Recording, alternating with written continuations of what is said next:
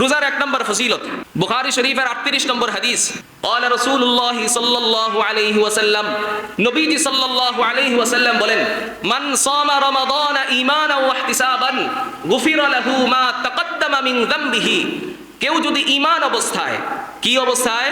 ঈমান অবস্থায়, ওয়া ইহতিসাবান আই ইবতিগাআন লিওয়াজহিল্লাহ, একমাত্র আল্লাহর সন্তুষ্টির জন্য কেউ যদি রোজা রাখে, রাসূলুল্লাহ সাল্লাল্লাহু আলাইহি ওয়াসাল্লাম বলেন, গুফিরা লাহু মা তাকাদ্দামা মিন যামবিহি, আল্লাহ তার পূর্বের গুনাহগুলো মাফ করে দেন। সুবহানাল্লাহ।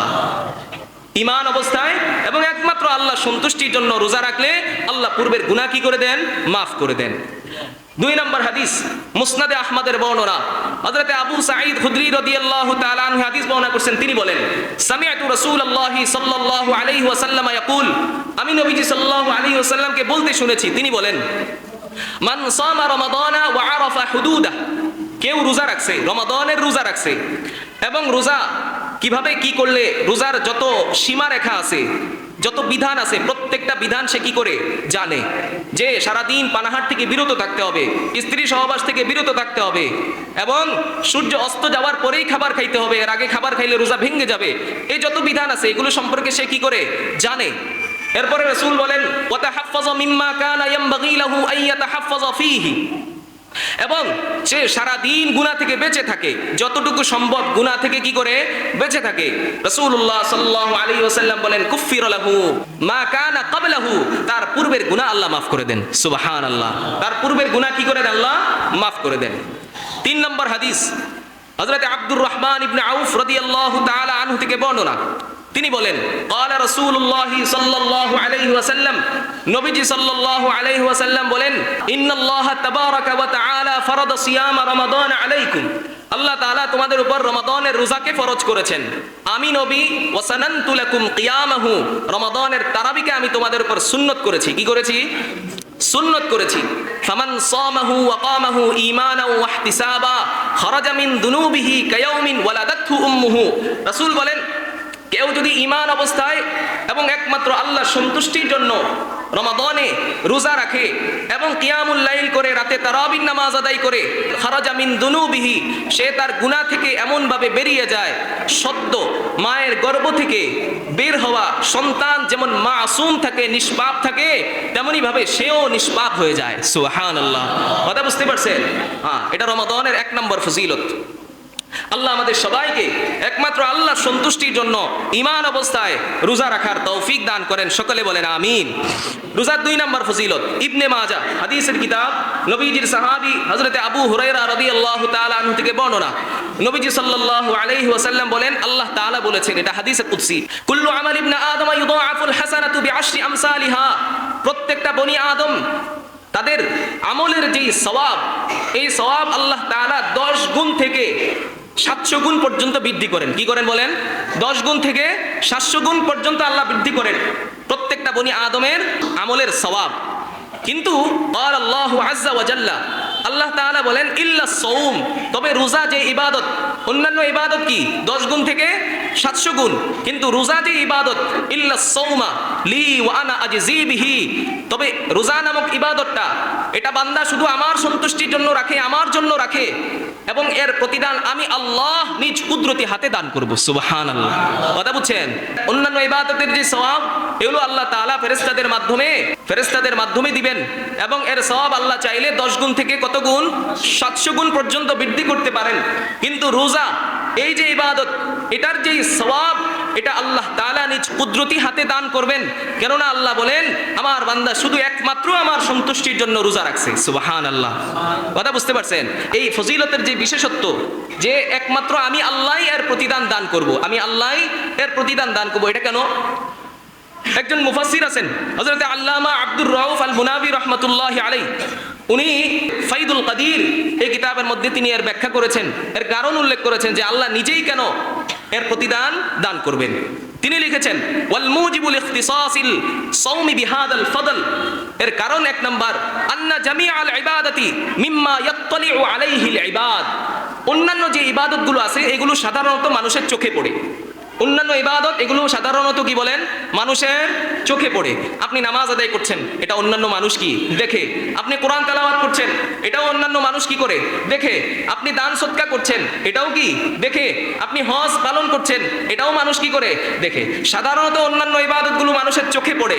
আপনি যখন ইবাদত করছেন, অন্যান্য মানুষ যখন তাকায় আছে, একটা লৌকিকতা ভিতরে ভাব চলে আসার একটা অবস্থা থাকে কিনা বলেন, থাকে কিনা, যে আমি তাকে দেখানোর জন্য নামাজ আদায় করতেছি, এমন একটা ভাব অনেক সময় কি করে ভাই চলে আসে। তো অন্যান্য ইবাদতগুলো এগুলো মানুষের চোখে পড়ে, কিন্তু রোজা যে ইবাদত, এটা একটা গোপন ইবাদত। এটা কোনো ব্যক্তি জানতে পারে না যে আমি রোজা রাখছি কি রাখছি না। কেউ বলতে পারবে? বলতে পারবে না। এটা কি ইবাদত বলেন? গোপন ইবাদত। তাহলে বোঝা গেল যে ইবাদতটা গোপন হয়, কোনো মানুষকে দেখানোর জন্য হয় না। তাহলে এটা শুধু একমাত্র আল্লাহর সন্তুষ্টির জন্যই হয়। কথা বুঝতে পারছেন?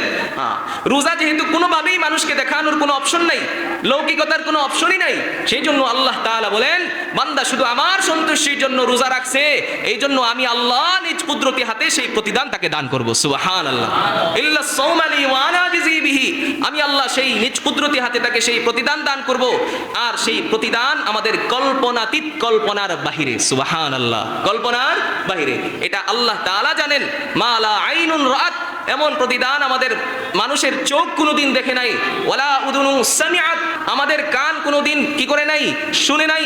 ওয়ালা খাতারা আলা কলবি বাশার, মানুষের মন কোনোদিন কল্পনাও করে নাই। রোজার এমন প্রতিদান আল্লাহ আমাদেরকে দান করবেন। সুবহানাল্লাহ। আল্লাহ আমাদের সবাইকে সমস্ত গুনাহ থেকে বেঁচে থেকে একমাত্র আল্লাহর সন্তুষ্টির জন্য রোজা রাখার তৌফিক দান করেন। সকলে বলেন আমিন। রোজার 3 নম্বর ফজিলত, পিপাসার দিনে আল্লাহ তাআলা পানি পান করাবেন। সুবহানাল্লাহ। কিসের দিনে? পিপাসার দিনে। পিপাসার দিন কেন বললাম? কিয়ামতের এমন একটা মাঠ কায়েম হবে, কিয়ামতের এমন একটা ময়দান কায়েম হবে, বিভীষিকাময় অবস্থা, কঠিন মুহূর্ত, যেই মুহূর্তে মানুষের শরীর দিয়ে ঘাম ঝরতে ঝরতে রাসূলুল্লাহ সাল্লাল্লাহু আলাইহি ওয়াসাল্লাম বলেন তুদিনা শামসু ইয়াউমাল কিয়ামাতি মিনাল খালক হাত্তা তাকুনা মিনহু কামিকদারি মিলিন।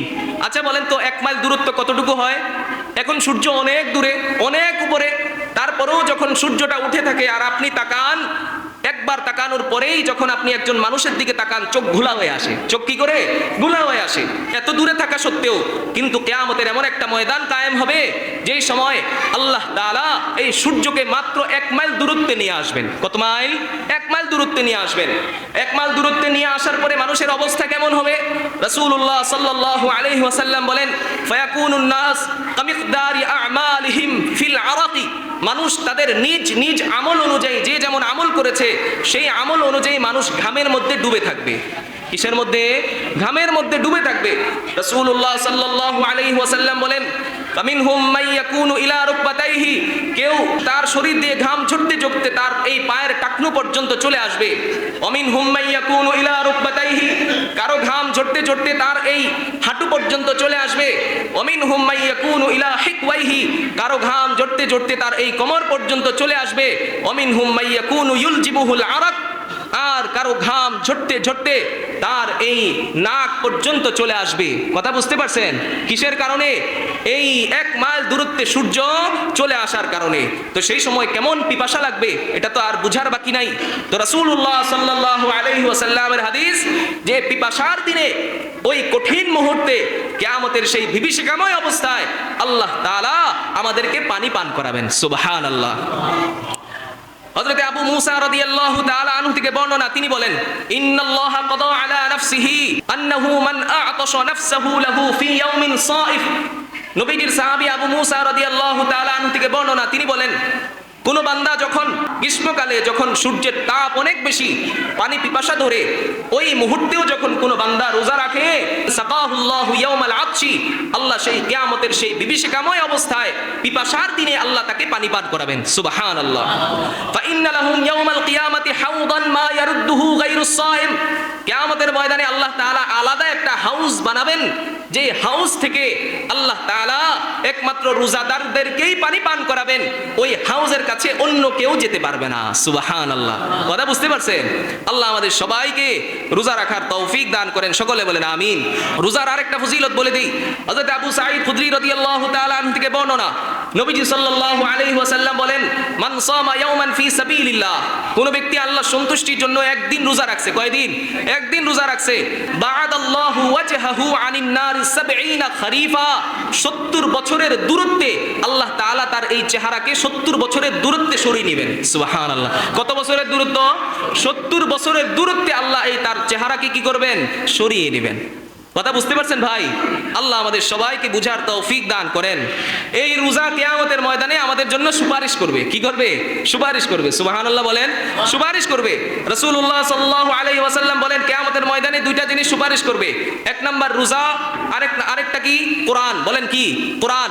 এই রোজা কিয়ামতের ময়দানে আল্লাহর কাছে গিয়ে বলবে, আল্লাহ মানাআতুহু আত-তাআম ওয়াশ-শাহওয়াতা, আল্লাহ আমি তো দুনিয়ায় সে যখন ছিল আমি তাকে পানাহার থেকে, স্ত্রী সহবাস থেকে বিরত রেখেছি। আল্লাহ আমি আজকে আপনার কাছে সুপারিশ করতেছি, আপনি তাকে জাহান্নামে দিয়েন না। ফাশাফি'নি ফীহি, তার ব্যাপারে আমার সুপারিশ আল্লাহ কবুল করেন। আল্লাহ তাআলাও সাথে সাথে বলবেন ফায়ুশাফাআন, আমি তোমার সুপারিশ কবুল করলাম। সুবহানাল্লাহ। কথা বুঝতে পারছেন? এই রোজা আমাদের জন্য কি করবে? সুপারিশ করবে। রাসূল করিম সাল্লাল্লাহু আলাইহি ওয়াসাল্লাম বলেছেন, এই রোজা রেখে কেউ যদি ইফতারের আগ মুহূর্তে, বলেন কি?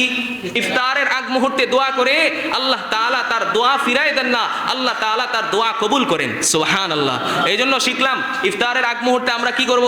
মোবাইল টিপবো সময় ব্যয় করার জন্য, না দোয়া করব? দোয়া করব। কথা বলেন ভাই, দোয়া করব না মোবাইল করব? দোয়া করব ইনশাআল্লাহ। রাসূলুল্লাহ সাল্লাল্লাহু আলাইহি ওয়াসাল্লাম বলেন, সালাসাতুন লা তুরাদ্দু দাওয়াতুহুম, তিন ব্যক্তির দোয়া এমন আছে যাদের দোয়া কখনো কি করা হয় না? ফিরায় দেওয়া হয় না। রাসূল বলেন, আস-সাইমু হিনা ইফতির, রোজাদার যখন ইফতার করবে সেই মুহূর্তে যখন সে দোয়া করে, আল্লাহ তার সেই দোয়া কি করেন? কবুল করেন, ফিরায়া দেন না। দুই নাম্বার, ওয়াল ইমামুল আদিল, ন্যায়পরায়ণ বাদশার দোয়া আল্লাহ কি করেন না? ফিরায় দেন না। ওয়া দাওয়াতুল মাজলুম, যে জুলুমের শিকার হয়েছে ওই মাজলুম ব্যক্তির দোয়াও আল্লাহ তাআলা কি করেন না? ফিরায় দেন না। এই দোয়াগুলো মেঘালয়ের উপরে চলে যায় এবং আল্লাহর আসমানের দরজাগুলো, এই দোয়া যেন আল্লাহর কাছে যায়, আল্লাহর আসমানের দরজাগুলো কি করে দেওয়া হয়? খুলে দেওয়া হয়।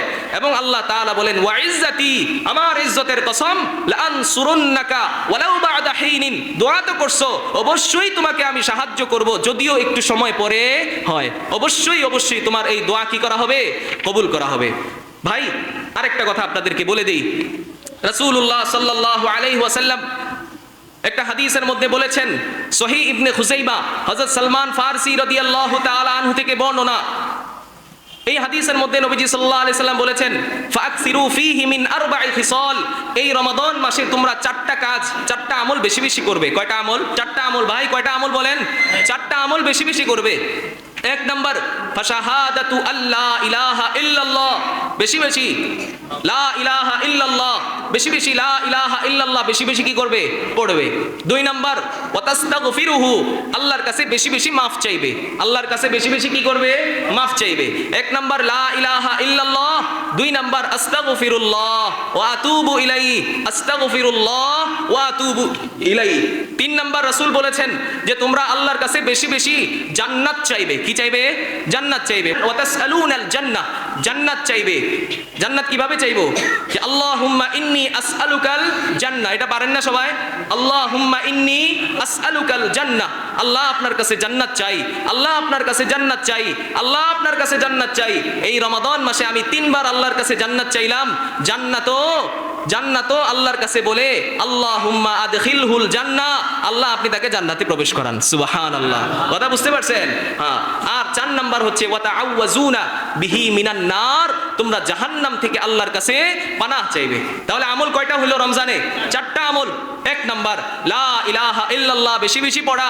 দুই নাম্বার আস্তাগফিরুল্লাহ ওয়া আতুবু ইলাইহি বেশি বেশি পড়া। তিন নাম্বার আল্লাহুম্মা ইন্নী আসআলুকাল জান্নাহ, আল্লাহ জান্নাত চাই, জান্নাত বেশি বেশি চাওয়া।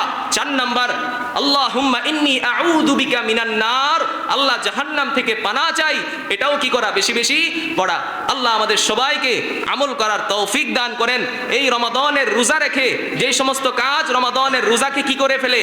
ছিদ্র করে ফেলে, রোজাকে হালকা করে ফেলে, এই সমস্ত কাজ যদি, অঙ্গ প্রত্যঙ্গের গুনাহ যদি আমরা করি, তাহলে এই রোজা ঠিকই আদায় হবে, কিন্তু রোজার যে মহা ফজিলতগুলো আপনাদেরকে বললাম, এগুলো আর আপনারা কি করতে পারবেন না? অর্জন করতে পারবেন না। কথা বুঝতে পারছেন? আল্লাহ আমাদের সবাইকে রোজা রাখা অবস্থায় চোখের গুনাহ, জবানের গুনাহ, কানের গুনাহ, হাতের গুনাহ এবং পায়ের গুনাহ থেকে বেঁচে থাকার তৌফিক দান করেন। সকলে বলেন আমিন।